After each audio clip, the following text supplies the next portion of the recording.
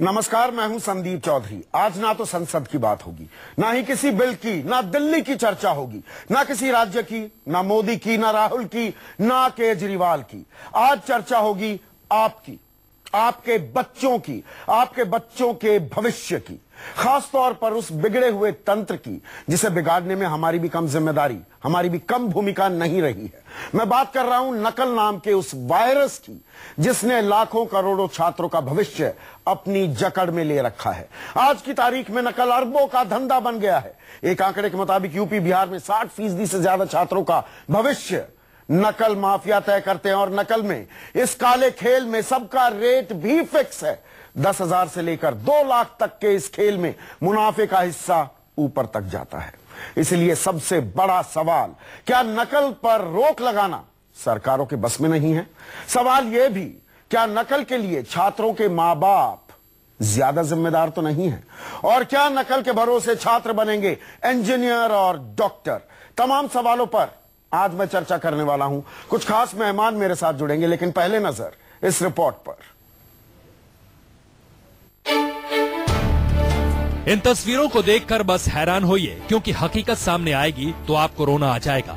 शर्म सरकार को कोसेंगे, छात्रों को कोसेंगे, इनके माँ बाप को कोसेंगे, किस किस को कोसेंगे। ये तस्वीर है भ्रष्ट तंत्र और दीमक लग चुकी शिक्षा व्यवस्था का जीता जागता सबूत, जहां टीचर भ्रष्ट हैं, सरकारी अफसर भ्रष्ट हैं और सामने है देश का अंधकारमय भविष्य। पहली मंजिल,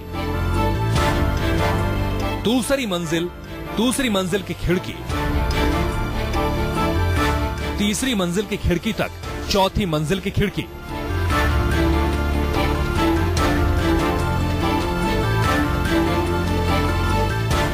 स्पाइडरमैन की तरह दीवारों पर चिपके ये वो लोग हैं जिनकी दीदी, भैया, भतीजा, भांजा मैट्रिक का इम्तिहान दे रहे हैं और जान हथेली पर रखकर अपने रिश्तेदारों की परीक्षा में पर्चियों से आहुति दे रहे हैं।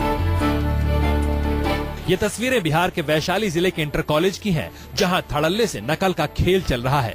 लेकिन सवाल तो ये है कि इतना कुछ हो रहा है, लेकिन प्रशासन कहां है?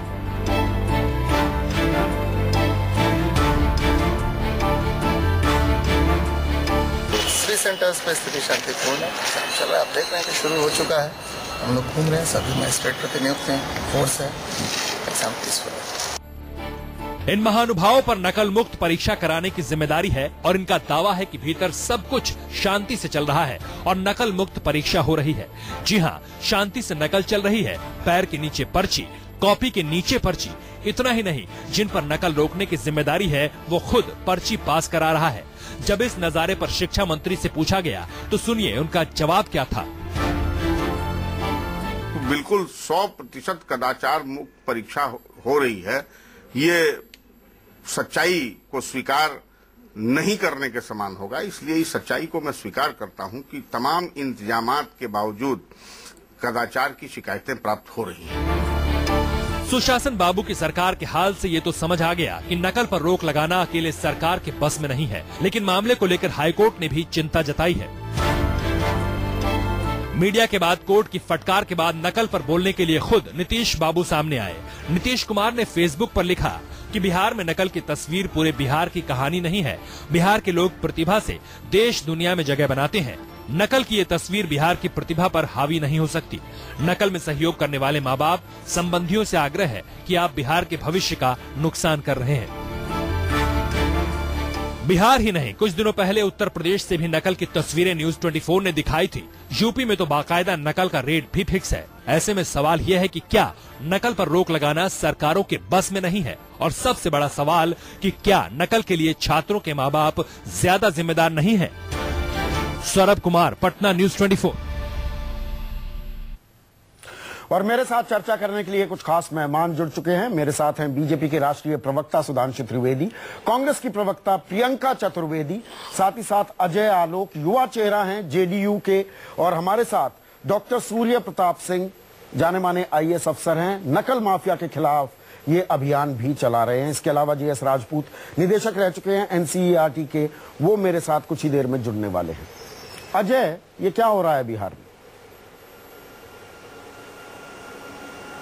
नहीं, देखिए, जो हुआ है बिहार में, ये पूरे बिहार में नहीं हो रहा है। 3 या 4 जिलों से ऐसी खबरें आई थी और आप लोग के मीडिया चैनल के तहत दिखाया भी गया। ये तो वाकई में दुखद है और इसमें निश्चित रूप से प्रशासन, जिला प्रशासन की जो भूमिका थी उस पर कहीं ना कहीं सवाल उठना जायज है। और हमने, माननीय मुख्यमंत्री ने त्वरित कार्रवाई करते हुए उन सब तमाम डीएमओ से रिपोर्ट मांगी है, संबंधित अधिकारियों पे एक्शन लेने का आदेश भी दिया जा चुका है। लेकिन मतलब ये पहली बार हुआ है इस बारे में प्रशासन और सरकार बेखबर थी। अजय, चमगादड़ों की तरह जो ये लोग लटके हुए हैं इमारत पर, ये कोई पहली बार, ये अंदाजा नहीं था, पता नहीं था सरकार को ऐसा हो रहा है। ये कोई पहली बार नहीं हुआ। सरकार अपनी तरफ से समुचित प्रबंध करती है संदीप जी, लेकिन आप ये बताइए कि एक परीक्षा स्थल पर, एक परीक्षा केंद्र पर कहीं भी किसी भी राज्य सरकार में आप देख लीजिए तो 4 या 5 पुलिस वाले रहते हैं। अब जब इतने लार्ज स्केल पे अब गार्जियन, अभिभावक और एक एक छात्र के पीछे 4-4, 5-5 लोग चोरी करवाने पहुंच रहे हैं, उन पे दबाव डाल रहे हैं, पैसे दे रहे हैं, तो स्वाभाविक है कहीं ना कहीं सामाजिक चिंतन की तरफ आपको ध्यान देना होगा। सारी गलती माँ बाप की है। पेश की जा रही है कि पूरे बिहार में हो रहा है, ये पूरे बिहार की तस्वीर नहीं है। नहीं, जिम्मेदारी माँ बाप की भी नहीं, एकदम बिल्कुल है, लेकिन सरकार की क्या जिम्मेदारी है? फिर करवाना सरकार की भी जिम्मेदारी है। बिल्कुल, सरकार की प्राथमिक जिम्मेदारी है कि निष्पक्ष रूप से पहली जिम्मेदारी सरकार की है। आप पुलिस की तैनाती की जो बात कर रहे हैं, अभी मैं तस्वीरें आपको दिखाता हूँ, दर्शकों को दिखाता हूँ, जेब में पैसे डाल रहे हैं पुलिस वाले। पहली जिम्मेदारी संदीप जी, पहली जिम्मेदारी मेरी और आपकी बनती है। हाँ, पहली जिम्मेदारी मेरी और आपकी बनती है कि हम अपने बच्चों को कैसे संस्कार दे रहे हैं। पहली जिम्मेदारी सरकार की नहीं बनती है क्या? तो सरकार जेब में सरकार का इकबाल होता है। अजय आलोक, सरकार का एक इकबाल होता है, जेब में पैसे डाले जा रहे हैं पुलिस वालों के, और वो कह रहे हैं अच्छा जाओ, करो खेल करो। नहीं कर रहा हूं, लेकिन पहली जिम्मेदारी शिक्षा के प्रति सजग बनाना, अच्छी शिक्षा के प्रति पहली जिम्मेदारी समाज की होती है, परिवार की होती है, माँ बाप सरकार की जिम्मेदारी नहीं। ऐसे लोग को सरकार मूक दर्शक बनी रहेगी, आंखें बंद करके बैठ जाएगी, खुद आगे बढ़ जाए, ना बुरा देखो, ना बुरा सुनो, ना बुरा कहो, और खासकर तब जबकि चुनाव सर पर हो। आप ये ना भूलें, और खासकर तब जबकि चुनाव सर पर हो। अजय आलोक, इसमें राजनीति कहां से आ गई?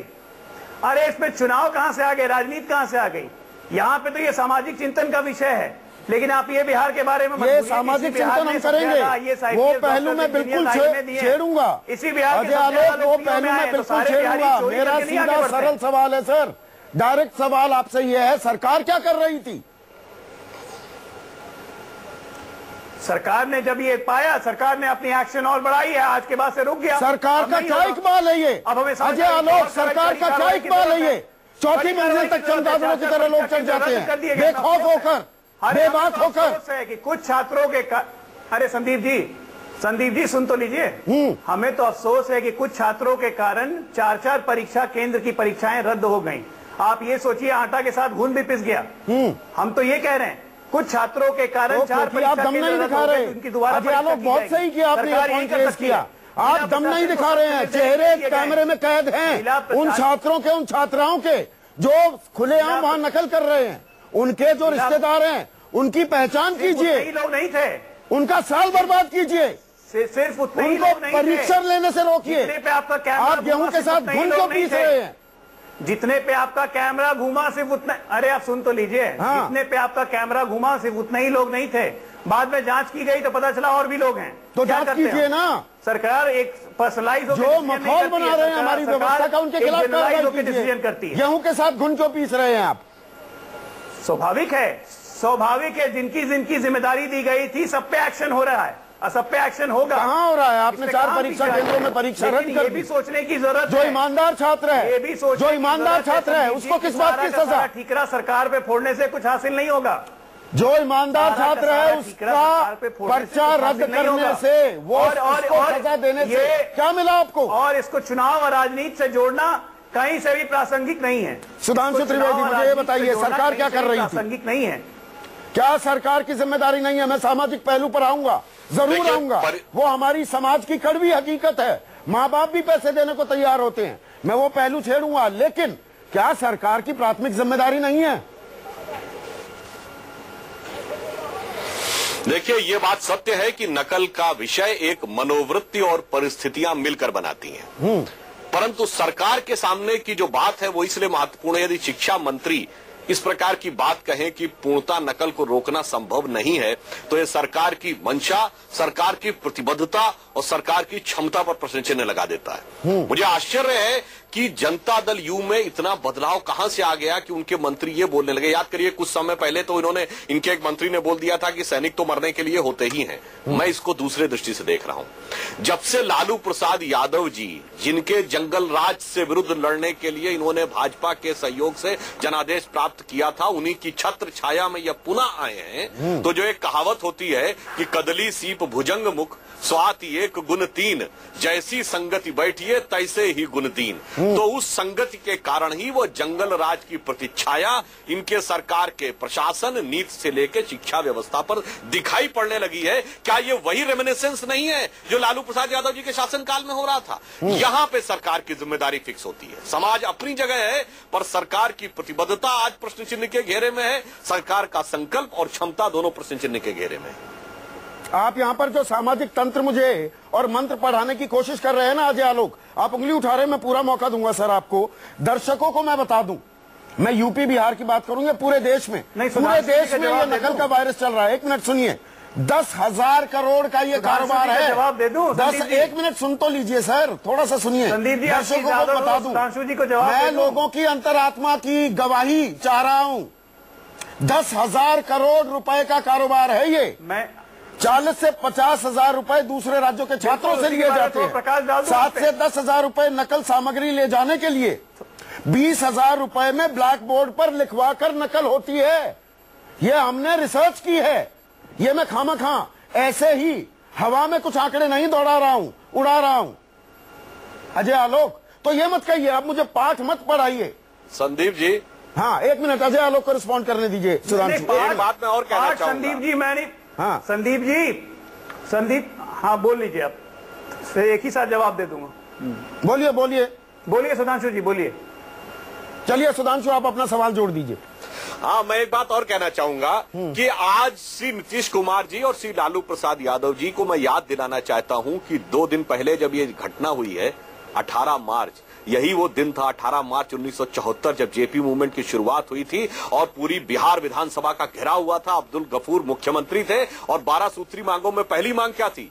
शिक्षा व्यवस्था में सुधार। और उस समय युवा नेता के रूप में नीतीश जी उसको नेतृत्व भी कर रहे थे। और याद करिए, जब अब्दुल गफूर की सरकार उसके ऊपर पूरी तरीके से अन्यमनस्क नजर आ रही थी, तो आप ही ने ये नारा दिया था कि अब्दुल गफूर की क्या पहचान, हाथ में बबनी मुंह में पान। आज दुख की बात यह है कि उसी आंदोलन से निकले हुए आपकी सरकार के मंत्री ये कहने लगे कि कुछ नहीं हो सकता। कहां की अजय आलोक रिस्पॉन्ड कीजिए और कहां पहुंच गई, ये अपने आप में एक राजनीतिक चिंतन का विषय। समाज तो अपनी जगह है, आप राजनीतिक यात्रा में चलते हुए कहां से कहां पहुंच गए। अजय आलोक जवाब दे दूं जी। सुधांशु जी, आपको बहुत बहुत धन्यवाद। इतिहास का आपने अद्भुत बोध करवाया मुझे। 18 मार्च 1974 की याद दिला दी। लेकिन आजकल में मुझे परेशानी ये है कि पिछले 3 महीनों से बीजेपी के प्रवक्ता सिर्फ ज्ञान बांट रहे हैं और डबल स्टैंडर्ड्स में तो आपको कोई जोड़ ही नहीं है। लगे आप बिहार सरकार को नसीहत देने, हमारे मंत्री के बारे में कहने, भीम सिंह के बारे में जिन्होंने सैनिकों का अपमान किया था, उन्हीं को आप समर्थन दे रहे थे मांझी जी के साथ मिलकर। बात नंबर 1। बात नंबर 2, ज्ञान हमारी सरकार को दे रहे हैं, मध्य प्रदेश के लक्ष्मीकांत शर्मा को भूल जाते हैं, व्यापम घोटाला भूल जाते हैं, एमपी प्रोफेशनल एग्जाम। अब आप बात को घुमा रहे हैं, शिवराज सिंह अभी नकल की बात हो रही है। आप ही के एसटीएफ ने अजय आलोक, आप बात घुमा रहे हैं, ज्ञान बोध बात नकल की हो रही है, सरकार के इकबाल की हो रही है, व्यवस्था की हो रही है, 10,000 करोड़ के इस काले कारोबार की हो रही है। सरकार के मंत्री को इस्तीफा देके जेल जाना पड़ा। संदीप जी, मुझे बोलने दीजिए, मुझे ज्ञान दे रहे थे सुधांशु जी, मैं उनकी बातों का उत्तर दे रहा हूँ। मैंने पहले बोला था कि इसका राजनीतिकरण मत कीजिए, लेकिन जब ज्ञान दे रहे हैं तो अपने ज्ञान पर ही प्रकाश डाल लें कि मध्य प्रदेश के लक्ष्मीकांत शर्मा जी जेल गए थे, जो इनके टेक्निकल एजुकेशन मिनिस्टर थे। मैं नकल की बात कर रहा हूं, मैं नकल से अभी हटने को तैयार नहीं हूं। याद है अजय आलोक सुधांशु त्रिवेदी, अजय आलोक सुधांशु त्रिवेदी, मैं हटने को तैयार नहीं हूं। अभी मैं आपकी और तू मैं नहीं घुसना चाहता हूं, मैं सिर्फ नकल पर बात करना चाहता हूं। नहीं, इतिहास का बोध करवा रहे हैं मुझे, मैं उस पर ज्ञान दे रहा हूं। बनिस्पत ये कि जब तक हमारे साथ थे तो क्या बताएं सुधांशु त्रिवेदी, बिहार में चोरियां नहीं होती थी। आज ये सामाजिक चिंतन का विषय बना हुआ है। क्योंकि क्या सरकार को जानकारी नहीं थी? आपके परिवार, अजय आलोक, सरकार को जानकारी नहीं थी? ऐसे खुल्लम खुल्ला, ऐसे धड़ल्ले से नकल का कारोबार चल रहा है। क्या सरकार का आलोक जी, बिहार में चोरियां हो रही है, मैं ये नहीं कह रहा हूं, मर पटना के गांधी मैदान में धमाके और बोध गया में धमाके हमारी गठबंधन से कम नहीं होते थे। हम कैसे डेमोक्रेटिक डिविडेंड की बात करते हैं? अजय आलोक, एक मिनट सुधांशु। अजय आलोक, आप इतने पढ़े लिखे युवा हैं, आप सारी दुनिया घूम कर आए हैं, सारी बातों को समझते हैं। हम ताल ठोकते हैं, सीना गर्व से फुला लेते हैं। 35 साल से कम उम्र की हमारी 65% जनता है। हम डेमोग्राफिक डिविडेंड की बात करते हैं। ये डेमोग्राफिक डिविडेंड है हमारा। बिल्कुल ये डेमोग्राफिक डिविडेंड नहीं है हमारा। मैं इसमें कहां आपको डिनाई कर रहा हूं, लेकिन सच्चाई ये है कि ये बिहार का चेहरा नहीं है। 4 जिलों में ऐसी वारदातें हुई, सरकार ने अपना काम किया, सरकार अपना काम कर रही है। आप दुखी नहीं है क्या? आप व्यथित नहीं है इन तस्वीरों को देखकर? अजय आलोक, क्या आप दुखी नहीं है? नहीं सुधांशु जी, आप दुखी नहीं है? मैं आपसे पूछ रहा हूँ, छोड़िए सुधांशु को थोड़ी देर के लिए। मैं आपसे पूछ रहा हूँ, इन तस्वीरों को देखकर क्या आप दुखी नहीं है? आप सरकार के इस्तेमाल पर सवाल उठा रहे हैं। मैं उठाऊंगा, क्यों नहीं उठाऊंगा जी। आप कहीं भी बैठे होते देश के किसी कोने में, पूरी दुनिया के किसी कोने में, ये तस्वीरें आपके राज्य की दिखती, आपके मन में पीड़ा नहीं होती क्या सर? मेरे राज्य की है, बिल्कुल पीड़ा होती है, बिल्कुल पीड़ा होती है। पीड़ा का इजहार भी हमने किया है। हम तो स्तब्ध थे देख के कि क्या हो रहा है, समाज किस तरफ जा रहा है। आप ये बताइए कि कल को ये बच्चे 10वीं कक्षा में चोरी करके पास हो रहे हैं, कल क्या 10वीं कक्षा से ही शिक्षा का अंत हो जाता है? 12वीं कैसे पास करेंगे? ग्रेजुएशन कैसे करेंगे? पोस्ट ग्रेजुएशन कैसे करेंगे? क्या इसकी चिंता नहीं होनी चाहिए? नहीं, मैं अब ग्रेजुएशन पोस्ट ग्रेजुएशन की भी एक तस्वीर दिखाता हूँ अजय आलोक, और आप थोड़ी राहत की सांस ले सकते हैं। एक मिनट, मैं बिहार से हट रहा हूँ, एक मिनट सुनिए। तो आपने जो कॉलेज की बात कर दी, अब मैं उत्तर प्रदेश की तस्वीर दिखाता हूँ। उत्तर प्रदेश की तस्वीर दिखाता हूँ जहां पर एनडीए की 73 सीटें हैं। झांसी में ये देखिए, एक प्रोफेसर साहब को एक छात्र के जानकार रिश्तेदार दनादन थप्पड़ पेले जा रहे हैं। क्यों? क्योंकि उन्हें नंबर चाहिए। प्रोफेसर कह रहे हैं कि ऐसे नहीं होता है। ये प्रोफेसर के साथ, एक गुरु के साथ क्या बर्ताव किया जाता है, ये सिर्फ स्कूलों तक महदूद नहीं है। ये बीमारी, ये वायरस, ये कॉलेजों में भी पनप रहा है अजय आलोक। और ये उत्तर प्रदेश की तस्वीर है सुधांशु त्रिवेदी, ये उत्तर प्रदेश की तस्वीर है। आप जब इकबाल की बात करते हैं, मैं प्रियंका चतुर्वेदी को भी लेकर आता हूँ। प्रियंका का ताल्लुक भी है उत्तर प्रदेश में, ये बहुत घूमी है, प्रचार किया है। प्रियंका, सिर्फ एक राजनीतिक दल, एक सरकार पर बात खत्म नहीं होती है। ये नकल का वायरस पूरे देश में फैल रहा है बहुत तेजी से, और हम आंख मूंदे बैठे हैं। नहीं, देखिए, सबसे पहले ये कहना कि ये सिर्फ सरकार की जिम्मेदारी है, मैं मानूंगी कि ये बिहार के किस्से में तो मैं ये कहूंगी कि हाँ, सरकार भी इसमें गिल्टी है, पर सबसे ज्यादा बड़ा गिल्ट जो अजय आलोक जी कह रहे हैं, ये पेरेंट्स का होता है कि आप बच्चों को सहमति दे रहे हैं कि इस तरीके की कॉपिंग करें, चीटिंग करें और अपनी 10वीं कक्षा पास करें। मैं अजय आलोक जी की बातों से बिल्कुल सहमत हूं कि आप 12वीं भी पास करनी है, 15वीं भी पास करनी है। हम जब करप्शन का मुद्दा उठाते हैं, हम चीटिंग का किस्सा उठाते हैं और इतने बड़े बड़े नारेबाजी करते हैं, हमारा समाज करता है कि और पॉलिटिकल क्लास से अकाउंटेबिलिटी मांगता है, कुछ अकाउंटेबिलिटी समाज की भी बनती है। ये जो चीटिंग का किस्सा सामने आया है, वो एक समाज की सोच दर्शा रहा है कि हम किस तरफ बढ़ रहे हैं। पॉलिटिकल क्लास की जिम्मेदारी है, पर उससे भी ज्यादा जिम्मेदारी अब हमारे समाज की भी बनती है कि जब हम करप्शन खत्म करने की बात करते हैं, हम चीटिंग खत्म करने की बात करते हैं, हम इस तरीके का इनकरेजमेंट देते हैं। बहुत अनफॉर्चुनेट था जब सुधांशु जी बहुत बड़ी बड़ी ज्ञान देने लग गए इस मुद्दे को लेकर और सरकार को खींचने लग गए। बिल्कुल, आप सरकार को खींचिए, पर आप अपने गरिबान में भी झांकिए कि मध्य प्रदेश में हम डॉक्टर्स की डिग्री दे रहे हैं, सीट खरीद बेचते हैं और उसमें सरकार बिल्कुल लगी पड़ी हुई है। वो ज्यादा खतरे की चीज है, वो ज्यादा स्कैरी चीज है कि आप जो कह रही हैं प्रियंका, जो अजय आलोक कह रहे हैं, हम अपने गिरबान में झांकेंगे, बिल्कुल झांकेंगे। प्रियंका डिग्री लेकर बैठा है। प्रियंका, लंबी विस्तृत चर्चा करने वाला हूं मैं, हमारी जिम्मेदारी पर अपने गिरबान में झांकने से मुझे कतई कोई डर नहीं है। मैं अंतरात्मा की आवाज, लोग भी कहें कि हम गलत कर रहे हैं, वो पहलू लाऊंगा। लेकिन डॉक्टर सूर्य प्रताप सिंह, अब यहां पर मैं कुछ आंकड़े, जो ये राजनीतिक पहलू क्यों हावी होता है नकल को लेकर, मैंने जानबूझकर सवाल पूछा है ये अजय आलोक कि कुछ ही महीनों में, 4-5 महीनों में चुनाव होने वाले हैं, इसीलिए आप खुलकर नहीं बोल रहे हैं क्या नकल को लेकर? ये मैं इसलिए भी कह रहा हूं, उत्तर प्रदेश में नकल को लेकर राजनीति बहुत हावी रही 90 के दशक में। कल्याण सिंह ने कहा मैं तो जेल में डाल दूंगा अगर आप नकल करेंगे। तो मालूम है आपको अजय आलोक, दर्शकों को बताना चाहूंगा, पास परसेंटेज क्या हो गया था। आज की तारीख में आपका सूबा भी कहता है, यूपी कहता है, तमाम सब कहते हैं कि भाई 80% छात्र पास हो गए। कल्याण सिंह ने डंडा चलाया, नकल, एक मिनट, कल्याण सिंह ने डंडा चलाया, नकल नहीं होने दी, तो 1992 में पास परसेंटेज गिरकर 14.7%, 14.7% पास परसेंटेज।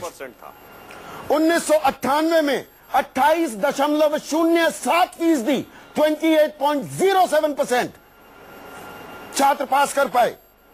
1999 में 36.79, 36.79% छात्र पास कर पाए। सूर्य प्रताप सिंह, आपको बोर्ड की परीक्षा से 1 महीने पहले अपने पद से हटा दिया जाता है क्योंकि आप नकल माफिया पर नकेल कस रहे थे। सर, राजनीति हावी है क्या? आज आप दूध का दूध पानी का पानी कर दीजिए। अजय आलोक जो बात कह रहे हैं, मेरा सीधा सवाल, राजनीतिक संरक्षण के तहत यह नकल माफिया काम करता है क्या? देखिए संदीप जी, सीधी बात, मैं आपको ना यहाँ पे अजय, 1 मिनट, डॉक्टर सूर्य प्रताप सिंह की बात सुन लेते हैं। Sir doctor Singh ji. देखिए, मैं आपको यहाँ पे उत्तर प्रदेश के परिप्रेक्ष्य में ही बात करूंगा। और मेरा कार्यकाल प्रमुख सचिव माध्यमिक शिक्षा के रूप में 1 महीने 10 दिन का रहा। और हमने कोशिश की थी कि उत्तर प्रदेश में जो व्यापक नकल का साम्राज्य है उस पर किसी तरह नकेल कसी जा सके। कोई बात नहीं, वो तो आना जाना तो लगा रहता है, सर्विस का पार्ट है। अभी मैंने वास्ट संस्था voluntary action for social transformation के अधीन एक नकल रोको अभियान, एक विनय का अभियान चलाया है, जिसमें आक्रोश नहीं है, जिसमें कोई आंदोलन नहीं है। उसमें विनय भाव से हम सारे स्टेक होल्डर्स को ये बात कहते हैं, जिसमें स्टेक होल्डर्स में प्राइमरी स्टेक होल्डर्स हैं छात्र और शिक्षा विभाग, और सेकेंडरी उसमें अभिभावक भी हैं, उसके अंदर प्रिंसिपल हैं, मैनेजर हैं और जनसामान्य है। जनसामान्य के वो लोग जो जिम्मेदार लोग हैं, वो सभी स्टेक होल्डर्स हैं। सबकी छोटी छोटी जिम्मेदारी बढ़ के बड़ी जिम्मेदारी बनती है। सभी का दायित्व है को मिलकर नकल को रोके। लेकिन सबसे पहली जिम्मेदारी शिक्षा विभाग की बनती है, तो शिक्षा विभाग परीक्षाएं कराता है। परिषद जो यूपी बोर्ड है वो परीक्षाएं कराता है। मैंने अभी पिछले 28 जनवरी से प्रदेश के 26 जिलों का मैंने भ्रमण किया है, और 26 जिलों में मैंने लगभग 150 केंद्र देखे हैं। और मैं कल रात को ही वापस आया हूं। अतरौली जो अलीगढ़ का एक नकल माफिया का अड्डा है वो देख के आ रहा हूं। मैं अतिशयोक्ति नहीं कर रहा हूं, मैं झूठ बोलने की कोशिश नहीं कर रहा हूं, मैं एक ब्यूरोक्रेट हूं, मैं तथ्यों के आधार पर बात कर रहा हूं। उत्तर प्रदेश में नकल माफिया हावी है। उत्तर प्रदेश में कोई ऐसा केंद्र आपको नहीं मिलेगा कि जहां पे नकल इमला बोल के ना कराई जा रही हो। हाँ। अब वो जमाना चला गया जो बिहार का आप दिखा रहे हैं, जिसमें कापी किताब और ये हो सकता है वहां हो रही हो, लेकिन उत्तर प्रदेश में एक नायाब तरीका निकाल दिया नकल माफिया ने, कि नकल माफिया ने आपको first division, second division, third division का रेट फिक्स कर दिए। और जो 50,000 कोचिंग सेंटर्स हैं, जो ऐसे स्कूल्स हैं जो फर्जी स्कूल्स हैं, उन फर्जी स्कूल्स में केवल फर्जी पंजीकरण कराया जाता है, और पंजीकरण करा के सीधा हाई स्कूल या इंटर में एग्जाम के लिए भेज दिया जाता है। ये एक ऐसा ऑर्गेनाइज्ड क्राइम हो रहा है, इंस्टीट्यूशनलाइज कर दिया है, जिसको करप्शन को इंस्टीट्यूशनलाइज कर दिया है। और अजय आलोक, सुधांशु त्रिवेदी, प्रियंका चतुर्वेदी, ये दर्शकों को मैं right from the horse's mouth किस तरह से corruption is a fact of life. P काइडन एक लेखक हुआ करते थे, जाने माने, सुधांशु जानते हैं, उन्होंने भ्रष्टाचार की 2 व्याख्याएं की थी। Corruption as a fact of life, कड़वी हकीकत है जिंदगी की भ्रष्टाचार, and corruption is a way of life. नकल भी हमारा वे ऑफ लाइफ हो गया है, और उसके लिए क्या हम भी जिम्मेदार हैं। अब हम अपने गिरेबान में भी झांकेंगे। जो सवाल प्रियंका आप उठा रही थी, अजय आप उठा रहे थे, ब्रेक के बाद सीधा सवाल, हमारी जिम्मेदारी भी कितनी बनती है। आज बात कर रहे हैं नकल के उस वायरस की जो देश की भविष्य की नींव को खोखला करता जा रहा है। सरकारें कुछ नहीं कर पा रही हैं, लेकिन कहीं ना कहीं आपकी, मेरी, हम सब की सामाजिक जिम्मेदारी भी बनती है। हम भी आंख मूंदे नहीं, बल्कि बाकायदा प्रोत्साहन देते हैं नकल के इस गोरख धंधे को। मेरे साथ सुधांशु त्रिवेदी, प्रियंका चतुर्वेदी, अजय आलोक और सूर्य प्रताप सिंह लगातार बने हुए हैं चर्चा में। प्रियंका, क्या ऐसा हो सकता है कभी कि बच्चा पढ़ ना रहा हो, वो परीक्षा देने जा रहा है, नकल का इंतजाम करता है, माँ बाप बिल्कुल ही बेखबर हो, या माँ बाप की बाकायदा साझेदारी होती है, वो बढ़ावा देते हैं, वो जुगाड़ की कोई जुगाड़ करो बेटा, पास होना है, पैसे चाहिए ले लो, ये हो रहा है दरअसल। देखिए दोनों चीजें हैं कि बच्चों को भी लगता है कि पास होने का एक तरीका है, जब उनके दोस्त कर रहे हैं तो ये भी कर सकते हैं, पढ़ाई लिखाई किसको करनी है जब ये ऑप्शन उनके पास है। दूसरा, पेरेंट्स का भी जिम्मेदारी बनती है कि उनको प्रोत्साहन देते हैं कि हाँ अगर तुम्हें चीटिंग करनी है, इसके तरीके से पास होना है, बड़े ग्रेड्स लाने हैं, तो इस जरिए से भी कर सकते हैं। पर सबसे बड़ा सवाल, मैं सिंह जी के बात सुनने के बाद मुझे ये लगा कि हम ऐसी चीजों को पनपते देते हैं कि हमारा एजुकेशन सिस्टम इतना मार्क्स ड्रिवन है, ग्रेड्स ड्रिवन है, कि आज हम पेरेंट्स को, स्टूडेंट्स को एकदम प्रेशराइज कर देते हैं कि वो ऐसे ऑप्शंस चुने जिससे उनके मार्क्स अच्छे आए और वो अच्छे कॉलेजेस में जा सकें।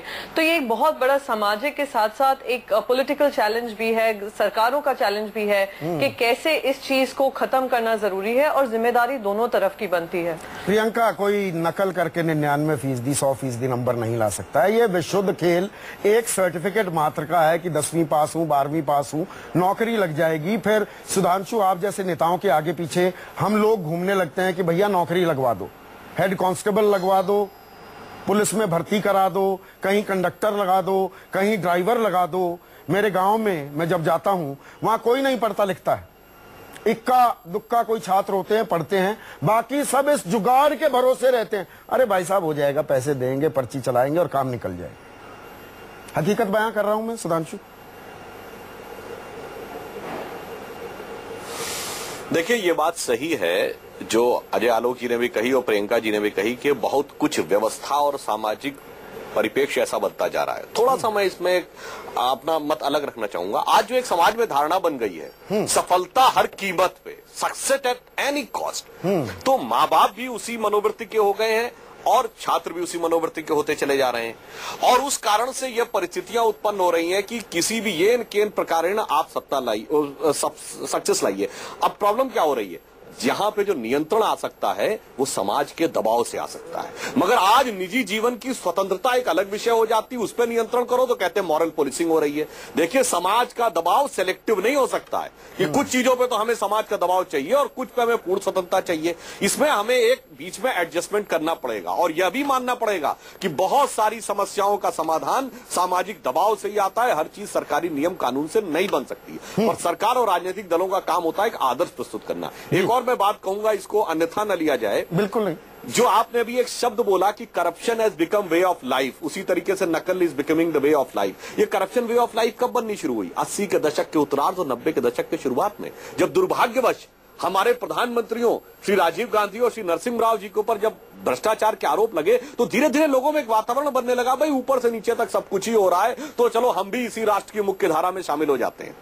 अब यहां से लड़ने की जो शक्ति चाहिए, आपने कल्याण सिंह जी की सरकार नहीं, आप थोड़ा सा ये नुआंस ले आते हैं ना सुधांशु, आप बात को, कल्याण सिंह जी मुख्यमंत्री थे, नहीं एक मिनट बात सुनिए, आप इतने मुखर पूरी बात करने दीजिए, आप ऐसा नुआंस ला देते हैं, फिर मेरे सारे अगले सवाल मुझे पूरी बात कर लेने दीजिए संजीव जी, मुझे आप एक पूरी बात कर लेने दें, उसके बाद वही इतिहास मुझे एक वाक्य पूरा कर लेने दीजिए, उसके बाद आपको जो वक्तव्य देना हो वो दीजिएगा। सुधांशु जी आप पूरा वाक्य पूरा कर लीजिए, उसके बाद आप जो वक्तव्य देना, एक मिनट रुकिए, करने दीजिए। मैं बहुत ही शांति से आप लोगों की बात सुन रहा था, इतिहास की बात नहीं कह रहा हूं, मैं एक यथार्थ बता रहा हूं। जब कल्याण सिंह जी की सरकार थी, राजनाथ सिंह जी शिक्षा मंत्री थे, कहा गया कि नकल विरोधी कानून लाएंगे, हम चुनाव हारेंगे। 93 में हम हारे, राजनाथ जी अपना व्यक्तिगत चुनाव हारे, पर हम लोगों ने कहा हर काम सिर्फ सरकार बनाने के लिए नहीं, कुछ समाज बनाने के लिए भी होना। हाँ, तो पर समाज नहीं बनाया जा रहा है ना। अजय आलोक, प्रियंका आप कुछ कहना चाह रही थी, अगला सवाल अजय आलोक से। प्रियंका आप अपनी बात जोड़ना चाह रही थी संक्षेप में। मैं सुधांशु जी से बस बहुत संक्षिप्त में कहूंगी कि इतिहास का ज्ञान आप में बहुत है और उसको मैं चैलेंज भी नहीं करूंगी, पर आपका ज्ञान सीमित आपकी पार्टी को लेकर ही है और बाकी सब खराब हैं, वो आपको लगता है, वो आपकी अंडरस्टैंडिंग ऑफ हिस्ट्री होगी। मैं आपसे बस यही पूछना चाहती हूँ, आप बात कर रहे हैं कि हाँ एक सामाजिक चैलेंज है, सरकार के सामने चैलेंज है, और आप कह रहे हैं कि कल्याण सिंह की सरकार में उन्होंने कहा था कि सरकार गवाह दे सकते हैं पर एंटी कॉपिंग या एंटी जो भी है बिल कानून लाएंगे। आप स्मृति जी से भी यही दरख्वास्त करेंगे कि अगर सारे स्टेट्स में इस तरीके की तकलीफ है तो स्मृति जी इस पे कुछ एक कड़ा कानून लाएं, कुछ काम करें इस संदर्भ में, रादर देन वो जिस तरीके से आईआईटी डायरेक्टर्स और सारे सीनियर लोगों से झगड़ती रहती हैं। तो अगर इस काम में, इस चीज में मेहनत करेंगी तो शायद सबका ही भला होगा, हर राज्य का भला। मानव संसाधन विकास मंत्रालय से कुछ सख्ती की अपेक्षा कर सकते हैं सुधांशु, संक्षेप में? प्रियंका जी ने जो बात कही, मैंने ये नहीं कहा। जानते समस्या कहां से आती है? जब 414 की मेजॉरिटी लिए बैठा हुआ प्रधानमंत्री राजीव गांधी, एचआरडी मिनिस्ट्री से हम सख्ती की उम्मीद कर सकते हैं क्या? नकल पर नजर आती है नकल पर नकेल कसी जाएगी क्या? बहुत अच्छे सक्सेसफुल पॉलिटिशियन होते पर वो 2014 में अपने आप को सेटल नहीं कर पा रहे हैं। अनफॉर्चुनेट बात यह है कि वो नकल पर नकेल कसी जाएगी क्या? सुधांशु, मैंने इतिहास बहुत सुन लिया, बहुत सुन लिया इतिहास शक्ति इतनी नहीं होती, मैं वर्तमान की बात कर रहा हूँ। सबसे शक्तिशाली सरकार लेकर प्रधानमंत्री कहता है मेरे बस में कुछ नहीं है। सुधांशु, स्मृति ईरानी के बस में है ना, हमारी स्मृति ईरानी के बस में है ना सुधांशु, नकल पर नकेल कसी जाएगी क्या? अरे भाई संदीप जी, आप भी विद्वान एंकर हैं। ये law and order is a state subject, इसके बारे में सीधे नियम भारत सरकार नहीं बना सकती। आप इसे सिर्फ लॉ एंड ऑर्डर सब्जेक्ट मान रहे हैं, को पता होगा this is an law and order subject, कानून व्यवस्था का मसला मान रहे हैं गवर्नमेंट्स। तो इसलिए हमें जब भी कोई बात कहे तो युक्ति संगत कहनी चाहिए, तर्क संगत कहनी चाहिए। चलिए, मैं अभी इसमें घुसना नहीं चाह रहा हूं। एक और बड़ा सवाल अजय मुझे उठाना जरूरी है। सामाजिक जिम्मेदारी बिल्कुल है, मैं जानबूझकर डेविल्स एडवोकेट पोर्ट्रे कर रहा था अपने आप को, बिल्कुल है समाज की जिम्मेदारी। लेकिन आलोक, मुझे ये बताइए, जो हम व्यवस्था बनाते हैं, जो ये हर जगह हो रहा है, 1994 का जो जिक्र किया, ये कड़वी हकीकत है। चुनावी इस पर रंग भी चढ़ाया जाता है, नकल पर। मुझे ये बताइए, इस देश में जो ये व्यवस्था है, शिक्षा व्यवस्था, सबसे ज्यादा स्कूल, सबसे ज्यादा कॉलेजेस, प्रोफेशनल इंस्टीट्यूट चलाता कौन है? अगर मैं कहूं आप लोग चलाते हैं। सबसे ज्यादा राजनीतिक जमात के लोग इन स्कूलों को, कॉलेजों को, इंस्टीट्यूट्स को चलाते हैं, जहां पर काला धन लेकर एडमिशन होता है, इंजीनियरिंग में भी और मेडिकल में भी। आप ही तो व्यवस्था बता रहे हैं, आप ही रास्ता बता रहे हैं। नहीं संदीप जी, ये तो आप बात कर रहे हैं प्राइवेट मेडिकल और इंजीनियरिंग कॉलेजेस की, तो वो एक छोटा सा स्तर हो गया। अच्छा, लेकिन अभी जो चर्चा हो रही है, तो सुधांशु जी को मैं एक बात कहूंगा कि सुधांशु जी की आदत है, वो बिना हर चीज में राजनीतिकरण किए हुए उसका उनको अच्छा नहीं लगता है। हाँ। अच्छा भी लगता है, डिबेट में थोड़ा मजा भी आता है उनके साथ। लेकिन आप ये बात ध्यान देने की जरूरत है कि केंद्र सरकार की बात हो रही थी, स्मृति ईरानी लागू करेंगी कि नहीं लागू करेंगी, तो सोच क्या होती है? राजनीति हमारे समाज का इंपॉर्टेंट पहलू ये इसलिए है क्योंकि राजनीतिक शक्ति वो चाबी होती है जिससे हर दरवाजे खुल जाते हैं, चाहे वो सामाजिक दरवाजे हो, चाहे इकोनॉमिक दरवाजे हो, चाहे सोशल दरवाजे हो। लेकिन जहां पे राजनीतिक का पहलू ये हो गया हो कि हमारे केंद्र सरकार का शिक्षा बजट 22% से घट के 16% पे आ जाता हो, वो भी सुधांशु जी नहीं देख पाते हैं, तो तमाम तरह की बातें करना, राजनीति करना छोड़ के हम लोग सामाजिक पहलू पे रहें तो ज्यादा अच्छा होगा। इन्होंने कहा कि लॉ एंड ऑर्डर सामाजिक पहलू पर इसकी जरूरत से ज्यादा मेरी बात समझने की कोशिश कीजिए, मैं गलत हो सकता हूँ। मैं क्या आप मुझे मार्गदर्शन दे सकते हैं। मेरा सवाल सर, मैंने जो पूछा था ना, स्कूलों का, कॉलेजों का, इंस्टीट्यूट्स का, अब मैं और उसको और बिल्कुल नैरो डाउन करके आपसे पूछूं, जो ये सरकारी स्कूल होते हैं, इसमें जो टीचरों की भर्ती, ऐसे ऐसे टीचर कि उनसे एप्पल की स्पेलिंग पूछो ऑन कैमरा तो APIL बताते हैं। ऐसे टीचरों की भर्ती होती है सर, कौन करता है भर्ती? इस व्यवस्था का, शिक्षा व्यवस्था का भट्टा किसने बिठाया? समाज ने बिठाया कि राजनीतिक जमात ने? नहीं, स्वाभाविक है कि जब शिक्षा व्यवस्था कहीं ना कहीं सिस्टम कोलैप्स हुआ है तो इसके लिए तमाम राजनीतिक दल और वो सरकारें जिम्मेदार हैं, चाहे वो भले हम ही क्यों ना हो। ये मानने में मुझे कोई गुरेज नहीं है, इसमें ये मानने में मुझे कोई गुरेज नहीं है। मैं तभी तो कह रहा हूं कि राजनीति एक बदलाव का माध्यम है, तो आज उस बदलाव के माध्यम को हम राजनीति से प्रेरित क्यों नहीं करते हैं? बनिस्बत हम क्या कर रहे हैं, तमाम राजनीतिक दल, एक सरकार का मामला हुआ, तमाम जितने विरोधी राजनीतिक दल हैं उठा के उससे उंगली उठाना शुरू कर देते हैं। ये सरकारी फेलियर है, प्रशासनिक फेलियर है, बिना ये सोचे हुए कि कभी सरकार में आप भी थे, आज जरूरत है एक व्यवस्था को बदलने की, तो इसमें तमाम लोगों को जुड़ना चाहिए। तो ये व्यवस्था कैसे बदलेगी डॉक्टर सिंह? आलोचना करना सही है, लेकिन आज सुधार की जरूरत है। आप सुधार करने निकले थे, आपको करने नहीं दिया, अब आप अपना निजी प्रयास कर रहे हैं। 3 चीजें संक्षेप में अगर आप बताएं, व्यवस्था बदलेगी कैसे? नहीं तो हम गोल गोल घूमते रहेंगे। 68 साल से घूम रहे हैं, अगले 68 साल भी घूमते रहेंगे ऐसे ही। 3 चीजें जो तत्काल प्रभाव से करनी चाहिए। नहीं सुधांशु जी, मैं 1 मिनट अजय, हेलो, मैं डॉक्टर सिंह से पूछ रहा हूं, 1 मिनट अजय, डॉक्टर सिंह। अच्छा, मैं एक परसेप्शन अपना बता रहा हूं। मुझे लगता है कि अगर शिक्षा विभाग ठान ले कि नकल नहीं होनी चाहिए तो नकल नहीं होगी। मुझे लगता है शिक्षा विभाग आधा अधूरा प्रयास करता है और वो कागज पे तो नकल रोकने के लिए निर्देश जारी करता है, लेकिन वास्तव में मुझे जिलाधिकारी लोगों ने बताया कि साहब जब तक ऊपर से निर्देश नहीं आएगा तब तक हम नकल नहीं रोक पाएंगे। मैं कई बार हैरान हो जाता हूं कि ऊपर कौन है, कौन है ऊपर वाला? ऊपर वाला तो समझ ही नहीं आता कौन है। मैं हर जनपद में जा जाके मैंने जिलाधिकारी से कहा है, चीफ सेक्रेटरी के आपको निर्देश है नकलविहीन परीक्षा कराइए। और जब जिलाधिकारी इलेक्शन जैसी व्यापक व्यवस्था को अच्छी तरीके से करा सकता है तो ये परीक्षाओं को नकलविहीन कराना उसके लिए असंभव नहीं है। ये केवल मतलब यही है कि जब पूरा तंत्र ऊपर से नीचे तक मिलकर नकल माफिया के साथ काम करेगा तो नकल कैसे रुकेगी? मुझे लगता है कि ये हाथी के दांत दिखाने के अलग हैं और खाने के अलग हैं, और इसलिए नकल नहीं रुक पा रही है। और इसमें मर कौन रहा है, पिस कौन रहा है? इसमें गरीब और इसमें मेधावी छात्र पिस रहा है। अभी हम, जो कि मुझे लग रहा है पैनल में बड़ा मिसफिट हूं मैं अपनी बात को नहीं कह पाया, क्योंकि हमें वास्तव में देखना है कि निदान क्या होगा। निदान हो सकता है, नंबर 1 इच्छा शक्ति, क्योंकि एजुकेशन राज्य सरकार का सब्जेक्ट है। इच्छा शक्ति होनी चाहिए और रुक जाएगी। उत्तर प्रदेश सरकार में नकल रुकी है, इच्छा शक्ति अगर होगी तो रुक सकती है। नंबर 2, अगर टेक्नोलॉजी का इस्तेमाल करें, सीसीटीवी कैमरे अगर हर स्कूल में लग जाएं, 100-125 करोड़ का खर्चा आएगा और पूरे समाज का इसमें हित निहित है। 100-125 करोड़ रुपए कुछ भी नहीं है राज्य सरकार के लिए। बिल्कुल, अगर सबका हर कमरे में सीसीटीवी कैमरा लग जाएगा, नकल रोकी जा सकती है। तीसरी चीज यह है कि हम सभी ने निवेदन आंदोलन जो चला रही है वाद संस्था, जिसमें सारे स्टेक होल्डर्स की सहभागिता हम चाहते हैं, उनसे विनय करते हैं, उनको समझाते हैं, उनको बताते हैं, बार बार बताने की कोशिश कर रहे हैं कि नकल का दूरगामी परिणाम बहुत ही भयावह है और उसको नकल को रोकना चाहिए, क्योंकि इससे समाज निर्माण नहीं हो रहा है। बिल्कुल, ये बातें हमें इंटरनलाइज करनी होंगी। डॉक्टर सिंह, अजय आलोक, प्रियंका चतुर्वेदी, सुधांशु त्रिवेदी, आपका बहुत बहुत शुक्रिया सर। मेरे पास वक्त की कमी है, हम इस चर्चा को आगे बढ़ाएंगे। रविवार को मन की बात करने वाले हैं प्रधानमंत्री। मन में क्या है देश के भविष्य को लेकर, और ये कोई रॉकेट साइंटिस्ट होने की जरूरत नहीं है। जो डॉक्टर सिंह बता रहे थे, आप सीसीटीवी कैमरे लगा दीजिए, व्यवस्था को दुरुस्त कर दीजिए, इच्छा शक्ति तो दिखाइए। ये देश के भविष्य की बात है। क्या हम इस पर सोचने को तैयार भी हैं? सोचिए थोड़ा। इसी उम्मीद के साथ आप चारों का बहुत बहुत शुक्रिया। आज सबसे बड़ा सवाल में बस इतना ही। नमस्कार।